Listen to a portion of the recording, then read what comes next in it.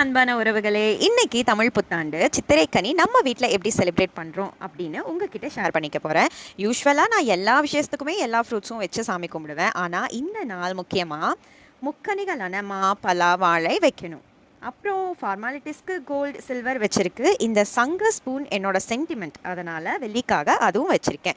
அப்புறம் கேஷ் பாப்பா தம்பியோட சேவிங்ஸ் அமௌண்ட் வச்சுருக்கு.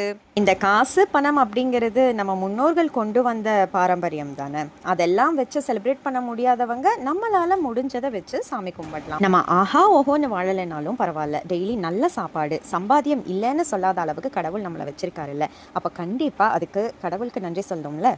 அதுக்காக தான் இதெல்லாமே நான் செலிப்ரேட் பண்ணுறேன். எனக்கு இந்த மாதிரி ஃபெஸ்டிவல் செலிப்ரேட் பண்ணும்போது எப்போவுமே ஒரு பாசிட்டிவிட்டி கனெக்ட் ஆகும். அதனால தான் இதை உங்ககிட்ட ஷேர் பண்ணணும்னு தோணுச்சு. அதுக்குன்னு கடவுளை நினச்சிட்டு வீட்டில் இருந்தால் போதும்னு நினச்சிடாதீங்க. கடவுள் நமக்கான பாதையை தான் காட்டுவார், நம்ம தான் பயணம் பண்ணணும். எந்த நல்லது பண்ணாலும் நம்பிக்கையோட பண்ணுங்க, நல்லதே நடக்கும். இந்த வீடியோ பிடிச்சிருந்தா லைக் அண்ட் ஷேர் பண்ணுங்க. அப்படியே நம்ம பேஜையும் ஃபாலோ பண்ணிக்கோங்க. எல்லாருக்கும் தமிழ் புத்தாண்டு நல்வாழ்த்துக்கள்.